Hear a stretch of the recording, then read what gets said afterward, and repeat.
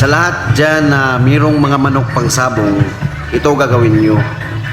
Bigyan nyo sila ng masarap na pagkain para lumakas. So dapat huwag nyong kalimutan na papakainin nyo ng sakto with nutrients para sa katawan ng manok nyo. Hindi totoo yan.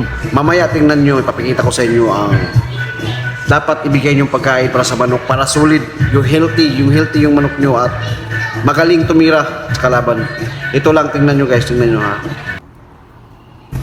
So ito na guys, tingnan nyo guys, papunta na ako doon guys.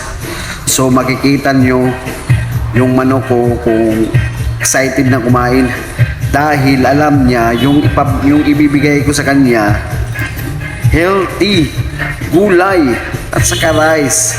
Tingnan nyo guys, open ko muna guys ha.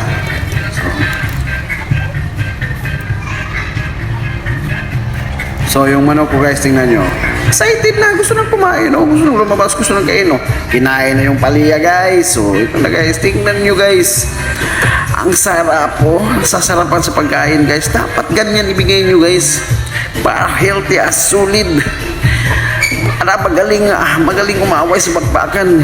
Kailangan ganyan guys, pakakainin nyo saktong oras guys. So alam nyo na guys, sunod ha, bigyan nyo siya ng pagkaing masarap. Dahil nasasarapan ng manok ko, lahat ibibigay ko para sa kanya basta solid lang at tigas ng katawan.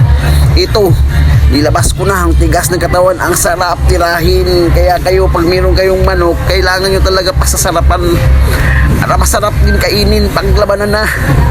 Kaya lahat ng may mga manok, kailangan bigyan nyo ng masarap para masarap din ang sabaw.